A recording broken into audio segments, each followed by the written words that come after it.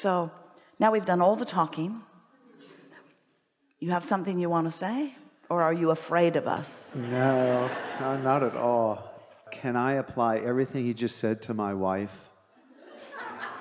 in terms of the same thing? Just more loving, less tension, less fighting, less lashing out, the negative. Well, you can apply it to your wife from your point of view, but you can't apply it to your wife from her point of view, because you can't think for her, you can't feel for her, you can't vibrate for her, and when you try, you fail and you make her mad too. So of course this applies to everything, you see. Yeah. But what we're really wanting to say to all of you is that your desires are natural, and if you could just do more chilling out. Here's really what it comes down to.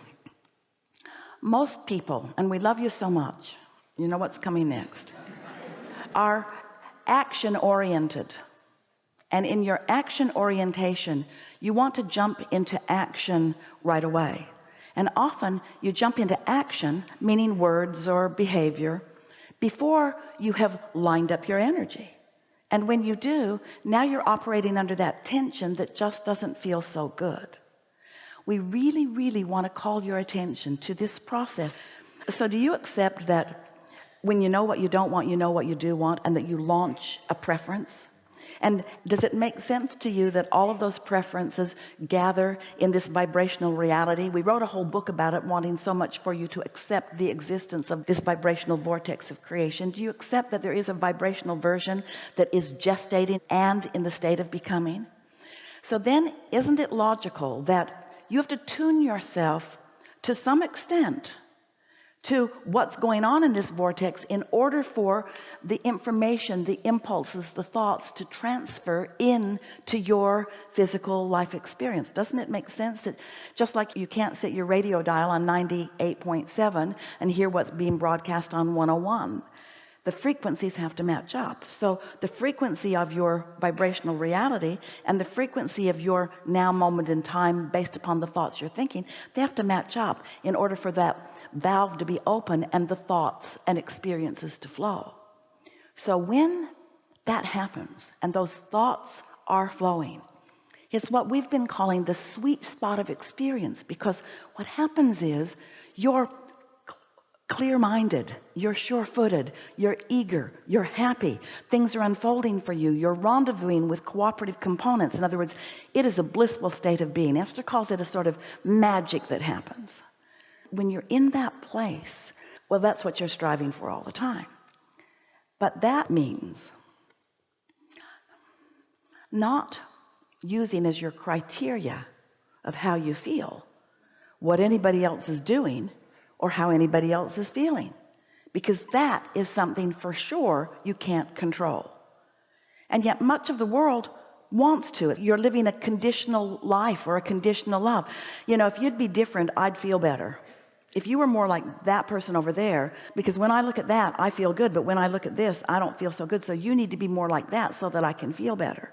Sort of how we started with you today, where if you understand that nobody has to be different, because you have the ability to focus yourself into alignment, and when you do, oh, the leverage that you have, the capacity for love that you have, the capacity for understanding that you have.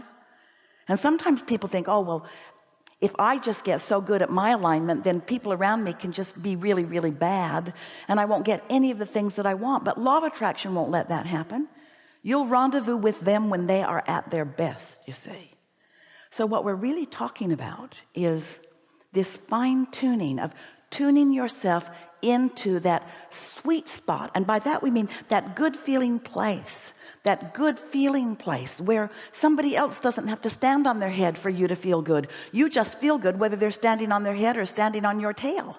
In other words, it doesn't matter what somebody else is doing, you've got it going.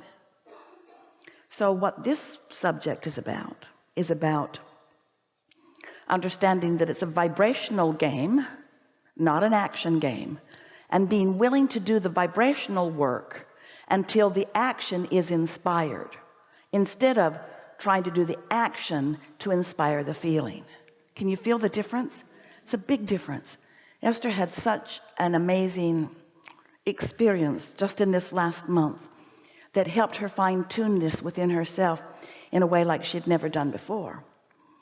She has a house in Utah, and it sits on a hill, and it has a sort of grand entrance, and she's been wanting some of those lions that look like they're sort of looking over the place. And so as she's been going from city to city and place to place around the world, she's been admiring lions, some made out of stone, some made out of bronze, some big, some small, all kinds of different postures. And she had a very clear idea of what she was looking for. And so she's been taking pictures and just sort of joyfully enjoying the collecting of data about this. So they were in Alaska in July, and she was in a shop in Ketchikan where she's purchased some wood carvings in past years.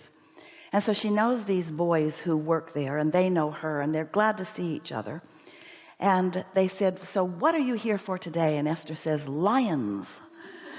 And I don't see any lions around here. And this man said to her, I'll get you some lions. And so Esther crouched to show him the posture she likes, and stood as tall as she could to show him what she was looking for. And he said, I'll find them for you. And Esther said, I know you will. And so a few weeks ago he called and said, I found your lions. And he sent her a picture of them, and she said, you sure did. And he said, when are you going to be there? And Esther said, whenever you want me to be there. I will meet you and my lions there. So they set a date, and Esther went, and here come the lions. Well, Esther thought she was going to die of happiness. In fact, her joy about these lions was irrational. She started having the thoughts of spiritual material. I'm way too happy about these things. I should be working on world peace or something more important. These lions are making me way too happy. She could hardly contain herself. She did not want to jump up and down and look foolish, but her body wanted to jump up and down. The lions are so magnificent. So there's the lions. Oh, so then over the next few days, she's questioning her own sanity. Abraham, I should not be this happy about these lions. What's going on? And we said, Esther, think about it. Think about the thoughts about them. Think about the rendezvous you've had. Think about the pictures you've been taking. Think about how much you've flowed from a positive place of expectation toward these lions. And now understand that when they manifest, they include all of that vibration. The vibration of the artist, the vibration of everyone who's ever thought anything about them. It goes back to long times, generations even before Esther was born. She's tapped into an energy stream about art, about beauty, but all of the things that she'd been thinking now are manifested here in these lions. Oh, life is sweet, she's thinking, irrationally so. So then they said, want a dolphin? They had a few truckloads of things. No, thank you. How about an eagle? No, really don't want an eagle. Just these lions, thank you very much. So 8 men unloaded these very, very heavy, very, very big lions and put them right where they belong. And off they went. And Esther said, where are you going next? And they said, well, we're on a 30-state tour. All these trucks, all these men, all these things on their truck. And then Esther said, where are you headed next? And they said, we're going to Texas. And Esther said, oh, I live in Texas. And they said, want a dolphin? Esther said, no, I would really like something more Texas-like maybe a deer or a horse. And they said, well, we'll call you when we get close. And so Esther's back in Texas, and they call, we've got your horse. So they come to the gate, trucks lined up, men opening the back of the trucks, and Esther looks in, and they have magnificent bronze horses. So they unload the first horse, and they needed far more people to get it off. It weighed so much. And once they got it on the ground, Esther thought, I'm surprised you all didn't die doing that. It was really a difficult task to get that horse out of the truck. And as they put it on the ground, Esther thought, I don't really like this horse that much. It's a little ostentatious. And then she thought, but how are they going to put it back on the truck? And then she said, well, I really wanted something that was more like a horse just grazing in the field. They said, we've got that too. So they opened another truck and they hauled off another horse and a small horse. So now there are 3 horses. And Esther's looking at the horses and she's thinking, I really don't like these horses very much. But they were thinking, we really want you to like these horses very much. And Esther was thinking, I really want you to be happy, and I really don't want you to hurt yourself putting the horses back on. And so she said, okay, I'll take these 3 horses. So they put the horses around on the property. And Esther thought, I really want to like you, and I'll warm up to you in time, she thought. And then she wrote the check. Off they went. Want a dolphin, they are saying, as they're driving away. Where are you going next? So now Esther is thinking, same men, same beautiful kind of art. Why did the lions turn me inside out? And why don't I feel the same way about the horses? And we said to her, because you didn't flow much energy at all about the horses. You took action with no energy flowing. So it was a moment of impression, but it wasn't the sweet spot. Satisfaction doesn't come from taking an action to compensate for the absence of having flowed energy. This is a leading edge conversation. But don't you wonder why sometimes when you just jump right into action and it feels like, Esther used to say to Jerry, why don't you buy me that car? It will make me happy for the afternoon. And that was about how happy she would be for about how long, because if you haven't given yourself the opportunity, if life hasn't created the process where you've launched the rocket, and if the rocket hasn't gathered momentum with law of attraction and your inner being gathering it, and if there hasn't been a gestation period, if there's not energy flowing to which you are becoming a vibrational match, you're not going to have that sweet spot. The creative process is about energy flowing, and manifestation is about you allowing the energy to have matured enough. It's not about somebody just unloading it and saying, there you go. That's why when you give someone something that they didn't ask for, they say thanks. And it's not because they're not appreciative. It's not because they are jaded. It's not because the children are spoiled. It's because they haven't been given by themselves, and maybe by you a little bit, the opportunity to flow the energy and let their energy mature into something that is a manifestation for them. Can you feel that? Doesn't it make you want to flow the energy? And doesn't it make you, we want it to make you want this.